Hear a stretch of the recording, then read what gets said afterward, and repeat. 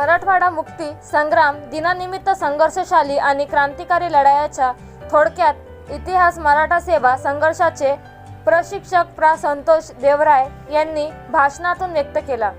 नांदेड प्रतिनिधी बालाजी सिरसाट. जुलमी राजवट उलथवून लावत मराठवाड्यात स्वातंत्र्याची नवपहाट जागविण्यासाठी ज्या वीर हुतात्म्यांनी स्वातंत्र्य सैनिकांनी बलिदान दिले त्या सर्वांना अभिवादन. नांदेड प्रतिनिधी बालाजी सिरसाट, पुणे एक्सप्रेस न्यूज, पुणे. जय हिंद.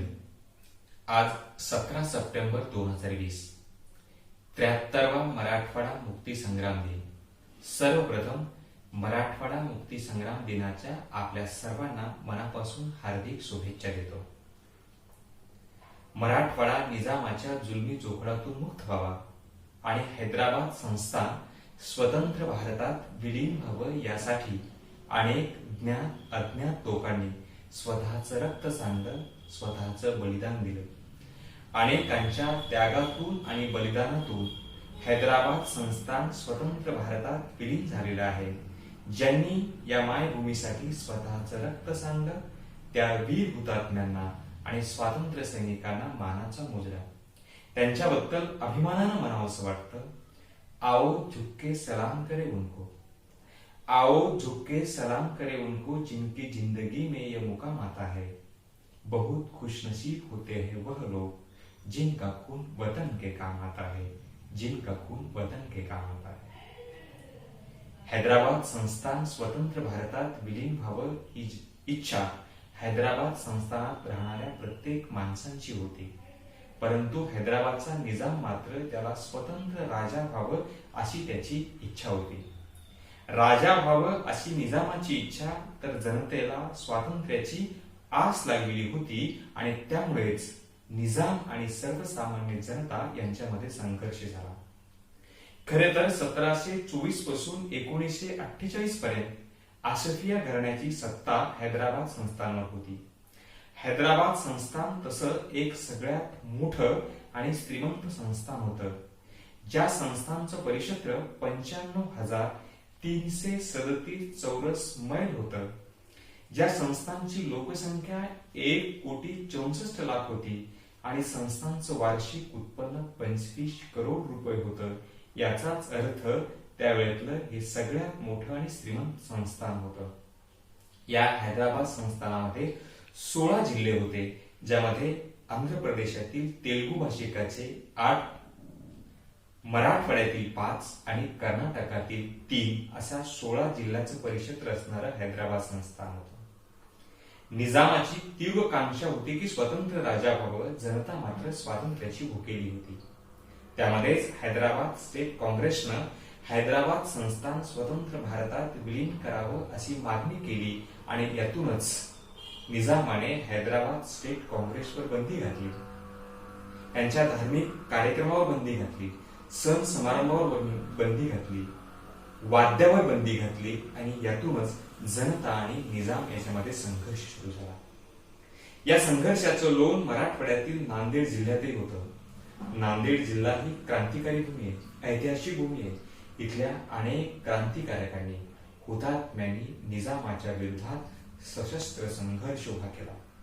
हुतात्मा जयवंतराव पाटील, आप्पासाहेब नाईक, देवरावजी पाटील कवळे, शंकररावजी जाधव, हुतात्मा गोविंदरावजी पानसरे, दिगंबररावजी बिंदू, साहेबरावजी बापू देशमुख बारटकर, आबासाहेब देशमुख लहानकर यासारख्या वेगवेगळ्या हुतात्म्यांनी, देशभक्तांनी, क्रांतिकारकांनी आणि स्वातंत्र्य सैनिकांनी निजामाच्या विरोधात संघर्ष उभा केला.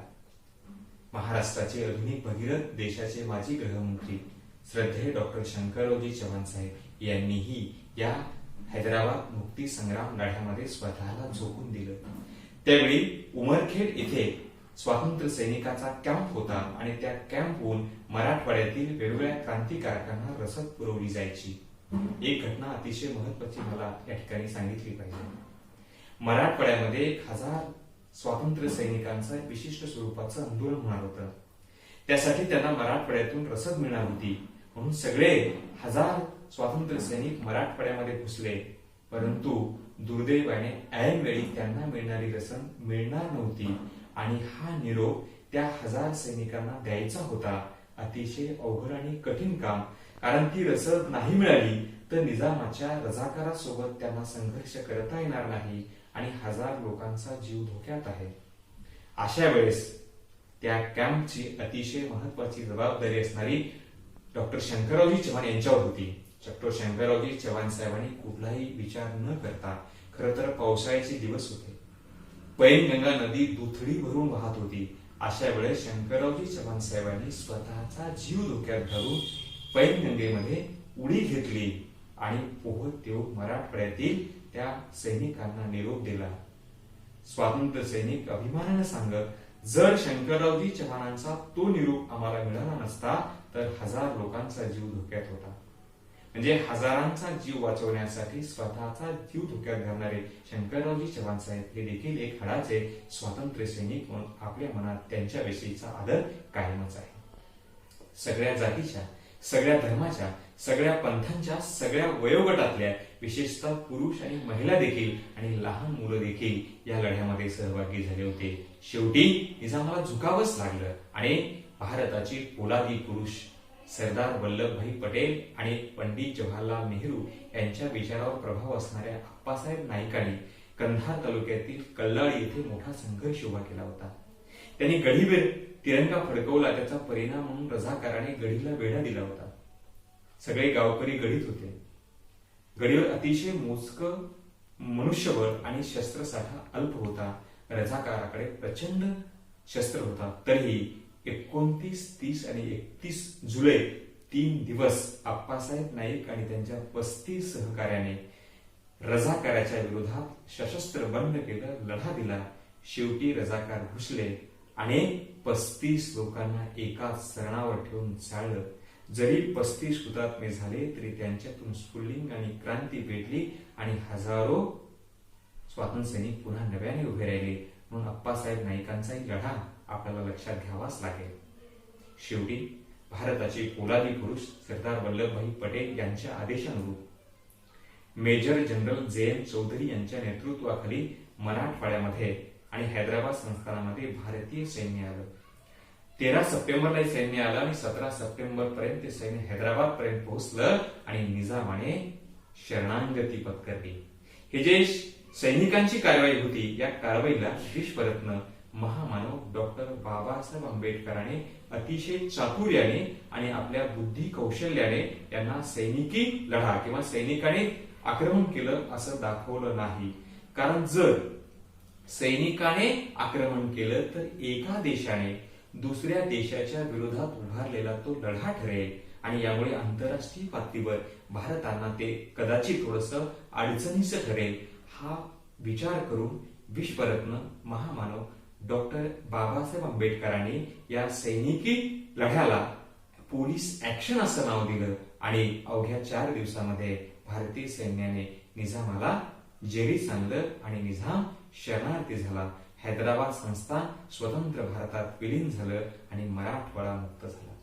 भावांनो आणि बहिणींनो, आज आम्ही स्वातंत्र्याचा आनंद घेतोय, पण यासाठी आमच्या पूर्वजांनी, आमच्या वीर हुतात्म्यांनी, आमच्या देशभक्तांनी आणि स्वातंत्र्य सैनिकांनी स्वतःचं रक्त सांडलेलं आहे. त्यांचं स्मरण ठेवलं पाहिजे. त्यांच्या प्रतीची कृतज्ञता आयुष्यभर आमच्या हृदयात आणि आमच्या अंतकरणात राहिली पाहिजे. खऱ्या अर्थानं तीच त्यांच्यासाठी मोठी आदरांजली ठरेल आणि हा मराठवाडा अजून विकसित व्हावा, मराठवाड्याचा सर्वांगीण विकास व्हावा, यासाठी आपण सर्वांनी मराठवाड्याच्या नेतृत्वाला शक्ती बळ दिली पाहिजे आणि मराठवाडा एक झाला पाहिजे अशीच भावना व्यक्त करतो. पुन्हा एकदा मराठवाडा मुक्ती संग्राम दिनाच्या आपल्या सर्वांना अंतकरणापासून शुभेच्छा देतो. वीर हुतात्म्यांना मानाचा मुजरा करतो आणि थांबतो. जय हिंद, जय भारत.